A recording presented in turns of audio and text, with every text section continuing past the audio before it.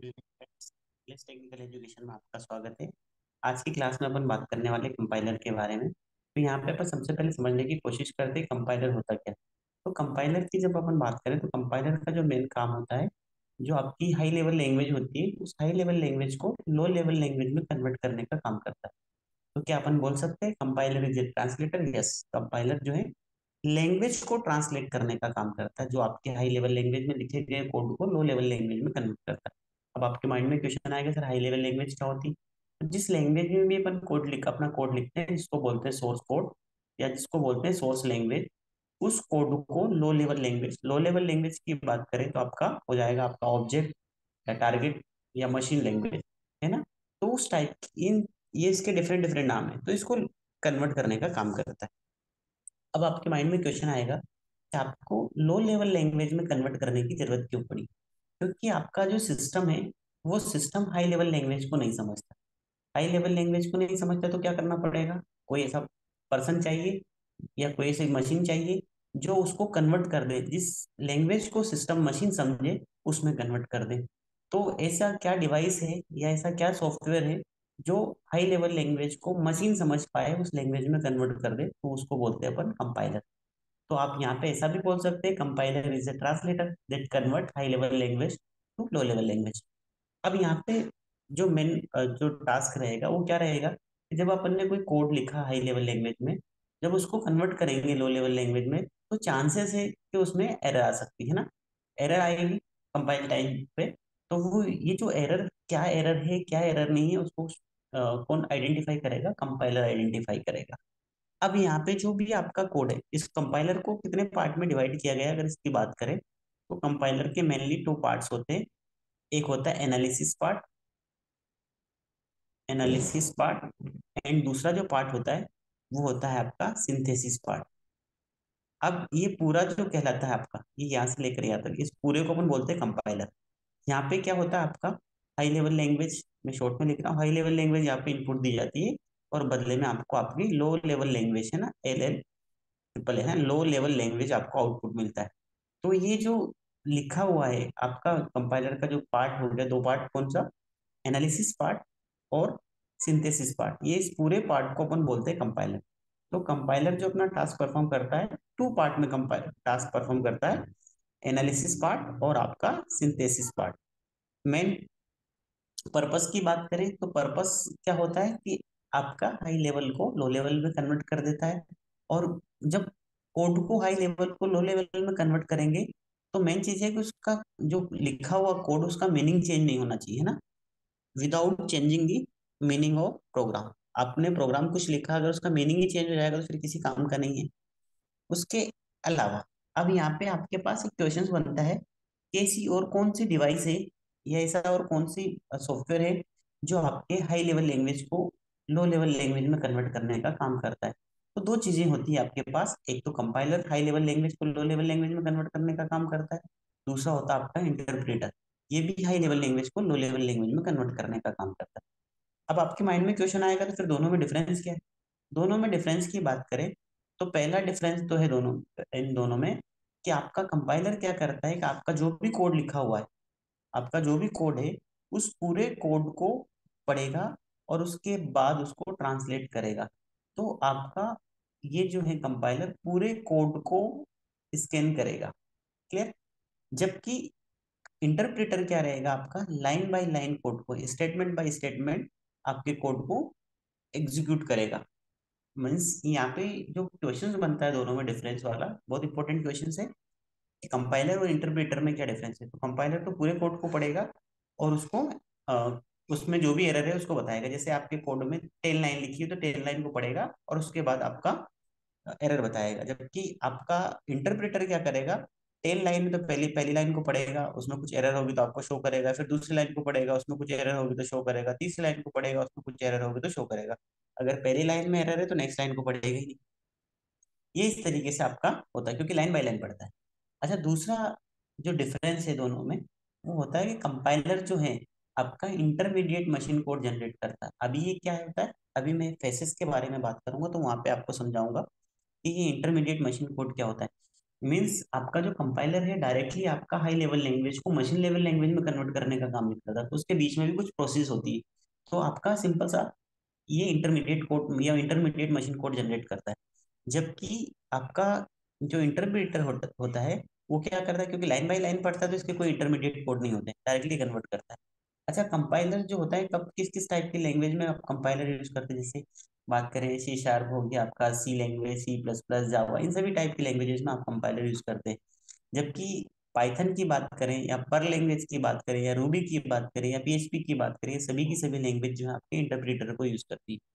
अगर आपने पाइथन में भी कोई कोड को रन किया हो तो लाइन बाय लाइन वहाँ पे आपके कोड एग्जीक्यूट होते हैं, और उसमें जो एरर होती है वो आपको एरर शो कर देता है।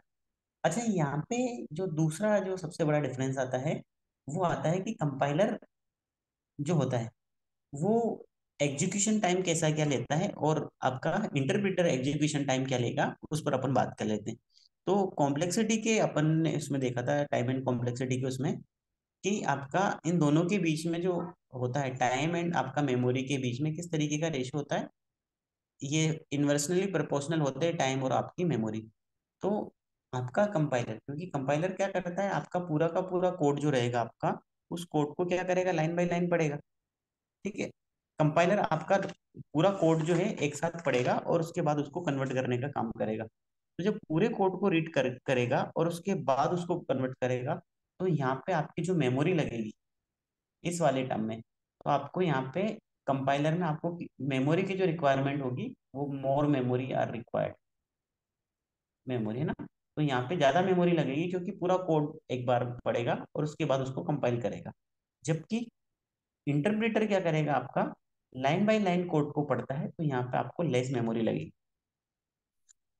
अब आपको पता है कि जहाँ मेमोरी ज्यादा लगती है, अगर मेमोरी ज्यादा लगेगी तो टाइम कम लगेगा, अगर टाइम कम लगेगा तो मेमोरी ज्यादा लगेगी, क्योंकि टाइम और मेमोरी एक दूसरे के इन्वर्सली प्रोपोर्शनल होते हैं।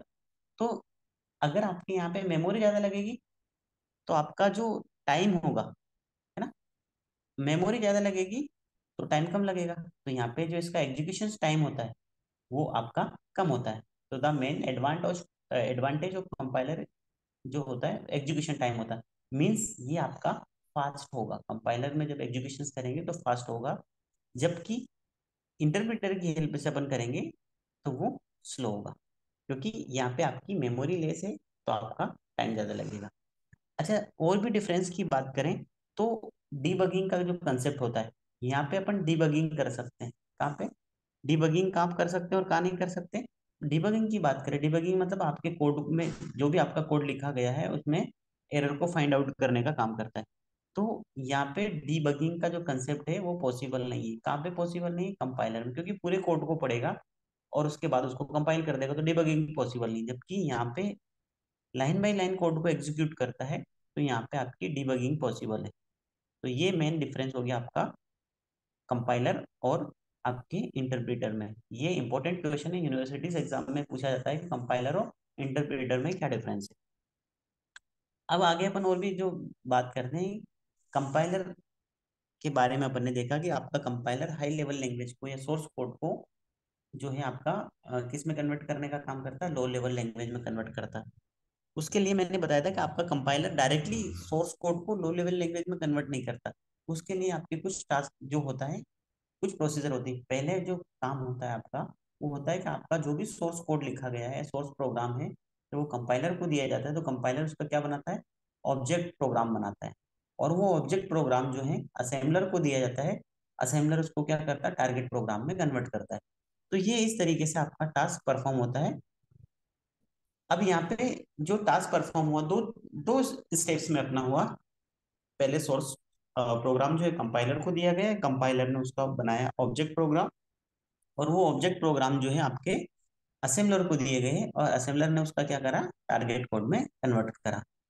ये इसका एग्जीक्यूशन प्रोसीजर होती है। अब यहाँ पे और भी अपन समझ लेते हैं कि जब अपन जो कोड आपका हाई लेवल लैंग्वेज में लिखा होता है उसको दो पार्ट में एग्जीक्यूट करते हैं ना, मैंने अभी बता दिया कि दो पार्ट में, एक पार्ट कंपाइलर का होता है, दूसरा पार्ट। ये दोनों चीजें अलग अलग नहीं होती, ऐसा नहीं कि आपके माइंड में क्वेश्चन आने लग जाए कि सर ये तो दो फेजेस में काम होगा, अपन तो कोड जो लिखते हैं उसको तो ओनली कंपाइल करते हैं। ये सारा का सारा इनबिल्ट होता है, असेंबलर जो है आपके कंपाइलर में ही इनबिल्ट रहता है। ये जब अपन किसी कोड को एग्जीक्यूट करते हैं तो उस कोड को एग्जीक्यूट करेंगे तो क्या क्या प्रोसीजर रहेगी, प्रोसीजर को भी अपन समझ लेते हैं। तो सबसे पहली प्रोसीजर क्या होती है, जो आपका कोड होता है, हाई लेवल लैंग्वेज कोड होता है जिसको बोलते हैं सोर्स कोड, वो सबसे पहले दिया जाता है प्री प्रोसेसर को। और प्री प्रोसेसर जो है उसका एक्सपेंडेड कोड जनरेट बनाता है जिसको बोलते हैं प्योर हाई लेवल लैंग्वेज। या इसको ऐसा भी बोल सकते हैं कि आपका जो प्री प्रोसेसर है उसको सोर्स कोड जब देंगे तो उस सोर्स कोड को क्या कर देगा, एक्सपांड कर देगा, है ना। तो ये क्या कन्वर्ट करने का काम करता है, एक्सपांड कर देता है, एक्सपेंडेड कोड, है ना, एक्सपेंडेड सोर्स कोड बना रिजल्ट में देता है आपका सोर्स कोड। या जिसको बोलते हैं आपका प्योर हाई लेवल लैंग्वेज जो है आपका प्री प्रोसेसर देता है। और ये प्योर हाई लेवल लैंग्वेज जो कोड होता है वो दिया जाता है कंपाइलर को। कंपाइलर को जब दिया जाता है तो वो क्या जनरेट करता है, असेंबली लैंग्वेज जनरेट करता है। और वो असेंबली लैंग्वेज जो है आपके असेंबलर को दी जाती है। तो असेंबलर जो है उसको क्या करता है, रीअलोकेटेबल कोड में कन्वर्ट करता है। और फिर वो लिंकर और लोडर की हेल्प से आपका जो टारगेट कोड है वो आपको मिल जाता है। अभी आपको ऐसे कुछ समझ नहीं आया, अपन मैं पूरी स्टेप बाय स्टेप समझाने की कोशिश करता हूँ। सबसे पहले तो मैं आपको वो समझाने की कोशिश करता हूँ कि आपका हाई लेवल लैंग्वेज क्या होती है। फिर ये हाई लेवल, ये जो पूरी प्रोसीजर है इसको बोलते हैं एग्जीक्यूशन प्रोसेस। ये एग्जीक्यूशन सीक्वेंस क्या होती है आपका कोड को, तो ये पूरी की पूरी स्टेप्स फॉलो होती है जब अपने कोड को एग्जीक्यूट किया जाता है। तो पहले सबसे पहले तो अपन बात करते हैं कि आपकी हाई लेवल लैंग्वेज क्या होती है। तो हाई लेवल लैंग्वेज जिसमें जो आपकी लैंग्वेज, जैसे अपन कोई प्रोग्राम लिखते हैं तो जिस प्रोग्राम जो भी अपन ने लिखते हैं जो अपने ह्यूमन के लिए इजी होता पढ़ना, है ना। और वो कोड जो है जैसे किसी इंटरप्रेटर पे लिखते हैं, जैसे अपन ने सी का कोड लिखा है या सी प्लस प्लस का लिखा, जावा का लिखा, कोई सा भी कोड लिखा जो ह्यूमन के लिए इजी होता पढ़ना, उस कोड को अपन बोलते हैं हाई लेवल लैंग्वेज। और ये जो कोड होता है ये दिया जाता है प्री प्रोसेसर को। तो आपको पता है कि जब अपन हाई लेवल लैंग्वेज में कोई कोड लिखते हैं तो उसमें क्या क्या इंक्लूड होता है, आपका हैश इंक्लूड होता है, आपका जो मैक्रोज इंक्लूड होता है ना। ये सारी चीजें आपके कोड में इंक्लूड होती है। तो प्री प्रोसेसर क्या करता है, उन सबको एलिमिनेट कर देता है।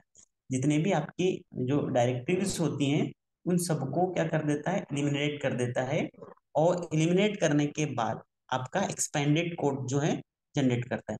मीन्स आपकी प्रोग्राम में कुछ ऐसे जैसे कमेंट्स होते हैं, कमेंट्स को हटा देगा। या वाइट स्पेसेस होते हैं कि उसको हटा देगा।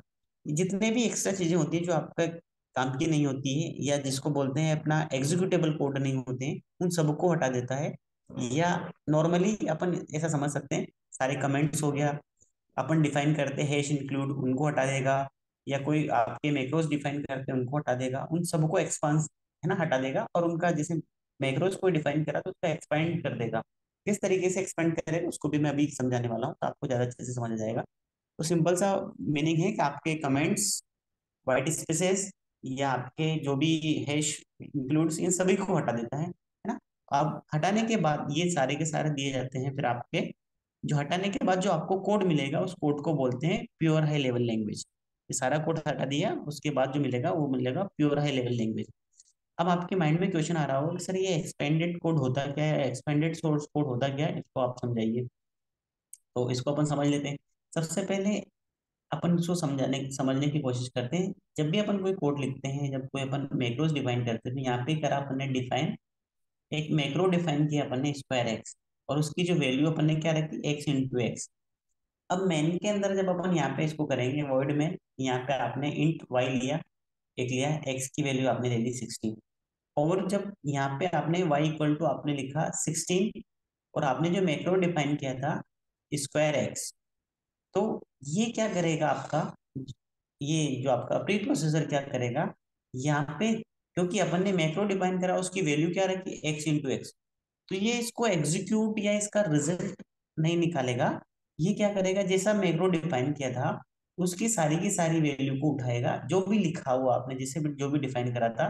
जैसे आपने लिखा था स्क्वायर की वैल्यू क्या लिखा था आपने, स्क्वायर एक्स को क्या किस तरीके से डिफाइन किया था, एक्स इंटू एक्स। ये सारी की सारी वैल्यू को उठाएगा, उस जो भी आपने डिफाइन कर रखा जहां जहां भी उसको कोड में दिखेगा उसको पुट कर देगा यहाँ पे। पुट करने के बाद क्या करेगा, जैसे उसने यहाँ पे पुट कर दिया, पुट करने के बाद क्या करेगा, अब यहाँ पे आपने इसके अंदर क्या डिफाइन कर रखा, 16, तो आपका जो कोड हो जाएगा 16 डिवाइड बाई एक्स की क्या वैल्यू है, 16 इंटू 16। जब इसको सिंप्लीफाई करेंगे इससे चला जाएगा 1 इंटू 16, मतलब आपका जो रिजल्ट मिलेगा वो मिलेगा आपको 16। इस टाइप के क्वेश्चन आपके जो है कैंपस में भी पूछे जाते हैं और आपके गेट नेट में भी क्वेश्चन पूछे जाते हैं। तो अब आपके माइंड में क्वेश्चन आएगा, सर ये एक्सपेंडेड कोड जो आपने लिखा हमें तो कुछ समझ आया नहीं। तो यहाँ पे सिंपल सा मीनिंग ये है कि आपने जो भी आपका जो मैक्रोस डिफाइन करा था और उसका जो भी फंक्शंस आप जिस तरीके से जो भी लिख रहे हैं, उस फंक्शन को आपका जो मैक्रो डिफाइन किया आपने जहां जहां भी पूरे प्रोग्राम में दिखेगा, उसको जैसा लिखा हुआ उसको वैसे ही रख देगा, उसकी वैल्यू को पुट कर देगा। उसको एग्जीक्यूट या उसको कन्वर्ट करके उसका कोई काम नहीं है। वो सारा का सारा काम रहेगा आपके कंपाइलर का, ये तो सारा डेटा उठाएगा और जैसा रखा था उसको पास कर देगा। तो यहाँ पे वाई की जो वैल्यू मिलेगी वो क्या मिलेगी, 60। ये आपका इस टाइप का इसमें आंसर रहेगा। तो आपको आई थिंक थोड़ा बहुत समझ आया होगा कि आपके एक्सपेंडेड कोड क्या होते हैं। अब अपन बात करते हैं कि ये कोड जो है आपका pure high level language code जो है, अब दे दिया जाता है कंपाइलर को। तो कंपाइलर क्या करता है, उस कोड को असेंबली लैंग्वेज में कन्वर्ट करता है। मैं अभी एक एग्जांपल की हेल्प से पूरा समझाने की कोशिश करूंगा ये सारे फंक्शंस को, आपको ज्यादा अच्छे से क्लियर हो जाएगा। अब आपको समझ आएगा कि असेंबली लैंग्वेज होती क्या है।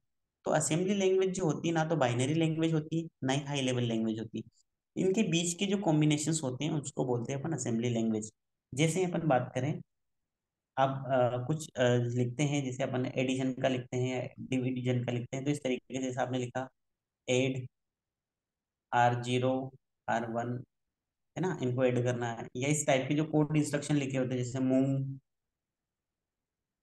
यहाँ लिख देता हूँ मैं M1000 में R1 की वैल्यू को मूव करवाओ, इस तरीके से जो कोड लिखे होते हैं इसको बोलते हैं असेंबली कोड, है ना।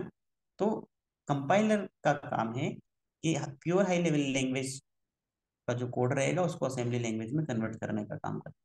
और उसके बाद असेंबली लैंग्वेज जो है असेंबलर को पास की जाती है, और असेंबलर उसको क्या करता है, रीअलोकेटेबल मशीन कोड में कन्वर्ट करने का काम करता है। तो असेंबलर का जो मेन काम है वो क्या है, वो जो है आपका वो रहेगा, आपका जो भी आपका आउटपुट आएगा उसको कन्वर्ट करने का काम करेगा। क्या किस फॉर्म में आपका आउटपुट आएगा, output of assembler is called an object file, है ना। ये पूरी एक मैं एग्जांपल की हेल्प से समझाऊंगा तो आपको ज्यादा अच्छे से समझ जाएगा।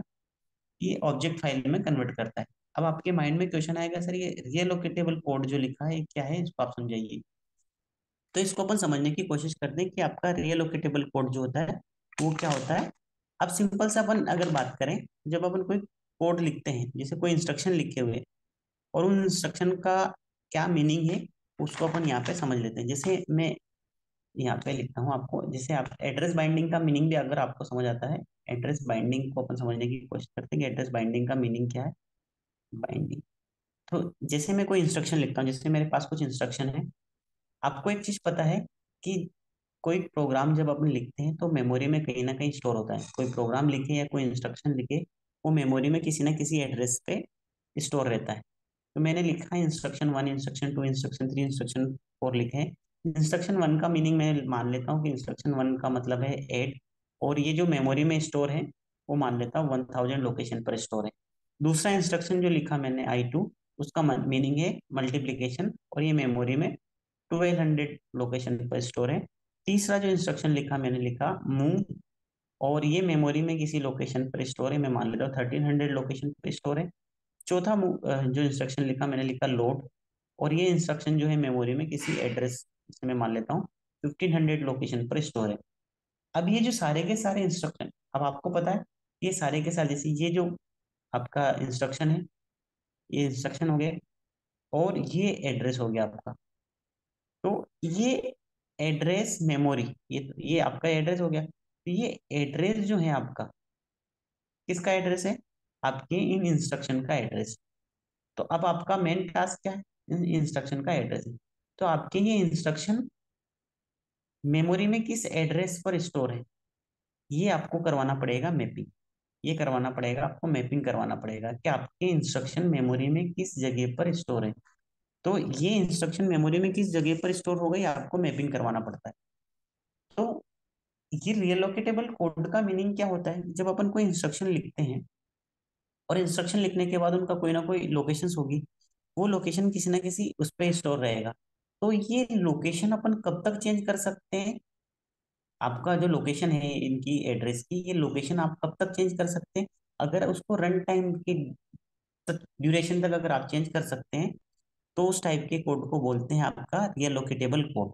मीन्स ये इंस्ट्रक्शन भी अपन दो तरीके से अपन देते हैं। एक होता है आपका स्टैटिक। स्टैटिक का मीनिंग है कि आपके जितने भी इंस्ट्रक्शन है, उन इंस्ट्रक्शन को जो एड्रेस मिलेगा अगर कंपाइल टाइम पे मिल गया तो कहलाएगा आपका स्टैटिक। या जो कंपाइल टाइम पे एड्रेस मिलेगा उस एड्रेस को चेंज नहीं कर पाएंगे तो कहलाएगा स्टैटिक एलोकेशन। या दूसरा होता है आपका डायनेमिक। डायनेमिक का सिंपल सा मीनिंग है कि जब अपन कोई कोड लिखते हैं, कोड लिखने के बाद अपना कोई इंस्ट्रक्शन है उसको कंपाइल करा, कंपाइल करने के बाद जो आपको इंस्ट्रक्शन मिलेंगे, एड्रेस जो मिलेगा, उस एड्रेस को आप कब तक चेंज कर सकते हैं?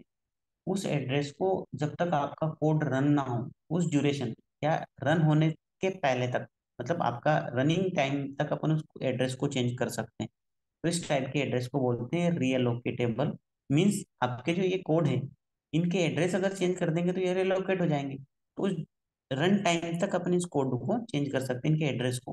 कोड मीन्स इनके एड्रेस को चेंज कर सकते हैं अपन, मतलब आपका कंपाइलर है ना। तो ये कहलाता है आपके रीअलोकेटेबल मशीन कोड। क्लियर? ये आपको रीअलोकेटेबल का समझ आया होगा मीनिंग।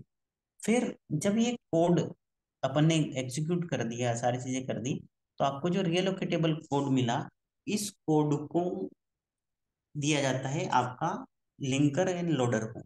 लिंकर एंड लोडर का जो काम है, लिंकर का काम है जैसे आपने एक बड़ा प्रोग्राम लिखा और बड़ा प्रोग्राम, एक बिग प्रोग्राम लिखा, उसके सब प्रोग्राम्स होंगे, तो सब प्रोग्राम्स के एड्रेस भी कहीं ना कहीं मेमोरी में कहीं ना कहीं स्टोर होंगे।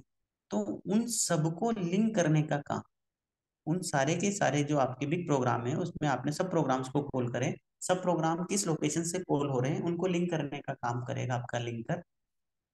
और लिंक करने के बाद ये सारा जब आपका फाइनल रिजल्ट मिल जाएगा, तो उसको दोबारा वापस से जो रिजल्ट को मेमोरी में लोड करने का जो काम करेगा, वो है आपका काम लोडर का। तो लिंकर एंड लोडर का क्या काम है आपको ये भी समझ आ गया होगा। और जब फाइनली मेमोरी में अपन इसको लोड कर देंगे तो आपका जो कोड मिलेगा, एब्सोल्यूट मशीन कोड या जिसको बोलते हैं टारगेट कोड, आपको मिल जाएगा। आई थिंक बेसिक सा फंडामेंटल आपको समझ आया होगा। अब इसको अपन एक एग्जांपल की हेल्प से समझने की कोशिश करते हैं ताकि आपको ज्यादा अच्छे से समझ जाए। जिससे मैं यहाँ पे इस इधर की साइड आपका एक फंक्शन लिखूंगा डिफाइन आपको, और ये किस किस फॉर्म में आपको आउटपुट मिलेगा वो भी मैं आपको यहीं पे समझाता रहूंगा। जैसे मैंने लिखा आपका डिफाइन, यहाँ पे लिखा मैक्स, और डिफाइन मैक्स मैंने लिख दिया 20। तो ये मेरा क्या है, जो मैंने लिखा ये मेरा है हाई लेवल लैंग्वेज, है ना। और यहाँ पे उसके साथ में और भी चीजें लिख देता हूँ मैं, डिफाइन मैक्स, और उसके साथ मैंने लिख दिया इंट, और यहाँ पे एक्स एक वेरिएबल लिया, उसकी साइज मैंने ले ली मैक्स। ये मेरा हाई लेवल लैंग्वेज हो गया। अभी मैंने बताया था कि जब ये पूरा का पूरा कोड, ये जो आपने हाई लेवल लैंग्वेज में लिखा है ये कोड, ये किसके पास जाएगा? प्री प्रोसेसर के पास जाएगा। तो प्री प्रोसेसर क्या करेगा, ये जब कोड यहाँ पे प्री प्रोसेसर को दिया जाएगा, तो प्री प्रोसेसर इस कोड को क्या करेगा? एक्सपांड कर देगा। एक्सपांड का मीनिंग मैंने बताया था कि ये जब प्री प्रोसेसर के पास जाएगा तो आपका हैश, इस तरीके जो फंक्शन डिफाइन है सारे के सारे हट जाएंगे। और प्री प्रोसेसर जो है, ये जो कोड जाएगा तो प्री प्रोसेसर जो उसको आउटपुट जनरेट करेगा वो क्या करेगा? इंट एक्स इक्वल टू, यहाँ पे ये क्या कर देगा, ये मैक्स की जो भी वैल्यू अपन ने रखी थी उसको असाइन कर देगा, तो एक्स इक्वल टू 20। मीन्स आपका जो pure high level language code मिलेगा वो मिलेगा only in x equal to 20। और ये कोड जो दिया जाएगा, ये दिया जाएगा कंपाइलर को, ये कंपाइलर को दिया जाएगा कोड। और कंपाइलर क्या करेगा इस कोड को, कंपाइलर के पास जब ये कोड दिया जाएगा तो कंपाइलर क्या करेगा इस कोड को, कंपाइलर इस कोड को कन्वर्ट कर देगा किसमें, इस कोड को कन्वर्ट कर देगा, ये जो कोड दिया गया है इस कोड को इंट एक्स इक्वल टू 20, ये किस कोड को, मशीन लेवल, ये जो कोड है इसको असेंबली लेवल लैंग्वेज में कन्वर्ट कर देगा। असेंबली लैंग्वेज का मतलब है सिंपल सा, यहाँ पे कर दे, जैसे लिखा आपने मूव, और ये एड्रेस लिख दिया मैंने 1000, और उस लोकेशन पर आप 20, मतलब 20 वैल्यू जो है एड्रेस लोकेशन या मेमोरी लोकेशन 1000 पे आप लोड जो है करना है। ये इंस्ट्रक्शन है जो आपने जो कोड लिखा है, ये हो जाएगा आपका असेंबली लैंग्वेज। अब इसका क्या मीनिंग है, इसका सिंपल सा अगर मीनिंग की बात करें तो इसका मीनिंग है सिंपल सा, 20 जो है लोकेशन 100 पे आपको मूव करवाना है ना। ये इस टाइप के आपका इंस्ट्रक्शन है। ये असेंबली कोड मिला। अब ये असेंबली कोड जो है किसको दिया जाएगा, ये असेंबली कोड दिया जाएगा आपके असेंबलर को।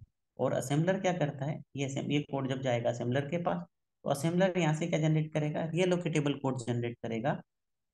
रिलोकेटेबल कोड का मीनिंग मैंने सिंपल सा बताया था, जो भी आपके इंस्ट्रक्शन होंगे उन इंस्ट्रक्शन का कोई ना कोई एड्रेस होगा, वो एड्रेस को जो है आप चेंज कर सकते हैं बिफोर रनिंग, है ना, रन टाइम के पहले आप जो है उसको कोड को चेंज कर सकते हैं। तो इस तरीके से मैं मान लेता हूँ कुछ कोड आए होंगे, कुछ लोकेशंस आई होगी, इस तरीके से कुछ भी आए होंगे लोकेशंस। ये लोकेशंस आपके दी जाती है लिंकर को, है ना।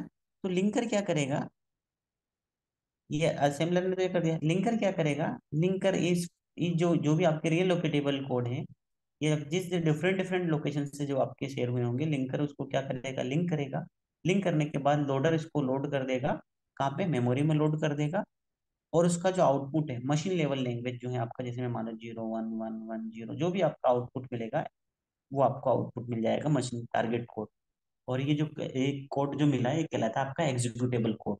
ये एकदम बेसिक फंडामेंटल एग्जांपल से अपन ने समझने की कोशिश करी, आई थिंक आपको थोड़ा सा समझ आया होगा। फिर अपन बात करते हैं कि आपका जो कंपाइलर है, वो कंपाइलर के डिफरेंट डिफरेंट फेसेस होते हैं। कौन कौन से फेसेस होते हैं कंपाइलर के, टोटल कंपाइलर के 6 फेस होते हैं। उन सारे फेसेस को अपन समझने की कोशिश करते हैं, मतलब मैं अभी यहाँ पे कौन कौन से फेसेस होते हैं ये बताने वाला हूँ। और ये इनको सारे फेसेस को मैं डिटेल में पढ़ाऊंगा।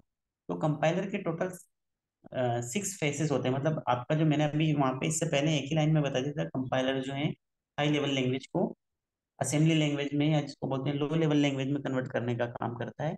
बट ये किस तरीके से कन्वर्ट करेगा और कौन सा कोड कैसा होता है वो भी अपन बात करेंगे। तो सबसे पहले तो आपका जो हाई लेवल लैंग्वेज होती है, कंपाइलर का पहला फेस होता है लेक्सिकल एनालाइजर को दिया जाता है। फिर उसका जो भी काम होगा वो परफॉर्म करेगा। फिर उसके बाद सिंटेक्स एनालाइजर को दिया जाएगा, फिर सिमेंटिक एनालाइजर को दिया जाएगा, इंटरमीडिएट। फिर होता है आपका कोड ऑप्टिमाइज, है ना, और आपका टारगेट कोड जनरेट। ये आपके फेसेस होते हैं आपके कंपाइलर के, टोटल 6 फेसेस होते हैं, कहीं कहीं किसी बुक में आपके 7 फेसेस भी होते हैं। कोड ऑप्टिमाइजर 2 बार यूज किया जाता है। तो अब ये जो फेसेस होते हैं, मैंने बताया था इनिशियली कि आपका जो कंपाइलर होता है उसको मेनली 2 पार्ट में अपन डिवाइड करते हैं। कौन कौन से पार्ट होते हैं, एक बताया था मैंने एनालिसिस पार्ट, एक बताया था मैंने सिंथेसिस पार्ट। ये 2 पार्ट होते हैं मेनली कंपाइलर के। और ये एनालिसिस फेज, या इसको बोलते हैं एनालिसिस पार्ट, और सिंथेसिस पार्ट, या जिसको 2 फेज बोलते हैं। एनालिसिस मेन जो होते हैं 2 फेज होते हैं, analysis phase and synthesis phase. तो यहाँ पे अपना जो वर्क होता है वो होता है, यहाँ पर पास करते हैं हाई लेवल लैंग्वेज, और यहाँ से जो आपको कोड मिलता है वो लो लेवल लैंग्वेज या लो लेवल कोड जो मिलता है ना, लो लेवल लैंग्वेज, ये आपको कोड मिलता है। तो ये जो टास्क परफॉर्म होता है, ये किस तरीके से परफॉर्म होगा, ये एनालिसिस। अभी तो आपके माइंड में क्वेश्चन आया, सर अभी तो आप बता रहे हैं कि आपके टोटल कंपाइलर के 6 फेसेस होते हैं, अभी आप बोले मेनली 2 पार्ट होते हैं। तो मेनली फेस तो 2 ही होते हैं। एनालिसिस वाला पार्ट जो है ये यहाँ से लेकर यहाँ तक, ये जो पूरा कहलाता है आपका analysis part. Means analysis face में आपके 4 फेसेस होते हैं, मतलब एनालिसिस में आपके 4 फेसेस होते हैं, lexical analyser, syntax analyser, semantic analyser, intermediate code, है ना। और उसके अलावा ये मीन्स आपका इंटरमीडिएट भी इसमें आएगा आपका। मैं इसको थोड़ा सा इरेज करके आपको फिर से बनाता हूँ ताकि आपको ज़्यादा अच्छे से समझ आए। आपका जो कोड है इसको मैं फिर से एनालिस करके बनाता हूँ ताकि आप ज़्यादा अच्छे से उसको समझ पाए। तो ये जो है, ये यहाँ से लेकर यहाँ तक का जो पार्ट है ये आपका कहलाता है एनालिसिस, वापस से एनालिसिस वाला। और ये कहलाता है आपका सिंथेसिस वाला पार्ट। तो एनालिसिस पार्ट और सिंथेसिस पार्ट 2 पार्ट होते हैं। अब यहाँ पे किस तरीके से अपन, जो मैंने बताया कि एनालिसिस पार्ट और सिंथेसिस पार्ट जो होते हैं, एनालिसिस एनालिसिस एंड सिंथेसिस, ये इसको यहाँ से दूसरा जो क्वेश्चन बनता है फ्रंट एंड और बैक एंड के लिए बनता है। इस आपका फ्रंट एंड क्या होता है और बैक एंड क्या होता है ना, तो उस पर भी आपके क्वेश्चन बनते हैं। तो सिंथेसिस पार्ट है ना, सिंथेसिस, यहाँ आपके इनपुट होते हैं, ये इनपुट रहेगा आपका यहाँ पे, और ये आपका आउटपुट रहेगा, ये input, ये आपका, ये आउटपुट हो गया, ये आपका इनपुट हो गया, इनपुट। तो ये जो फेस होता है आपका एनालिसिस वाला फेस, इसको क्या बोला जाता है? ये जो फेस होता है इसको और भी दूसरा नाम से बोला जाता है, ये वाला जो पार्ट फेस है आपका, ये इसको बोला जाता है फ्रंट एंड। और दूसरा वाला जो फेस है सिंथेसिस फेस, इसको बोला जाता है बैक एंड। तो ये कहलाता है आपका फ्रंट एंड, और ये कहलाता है आपका बैक एंड, है ना। एनालिसिस में आपके टोटल जो होते हैं 3 फेसेस होते हैं, वैसे ही सिंथेसिस में भी आपके 3 फेसेस रहेंगे। ये इनको सारे फेसेस को मैं डिटेल में समझाऊंगा। अब ये फ्रंट एंड और बैक एंड का क्या कंसेप्ट है, इसको अपन समझने की कोशिश करते हैं।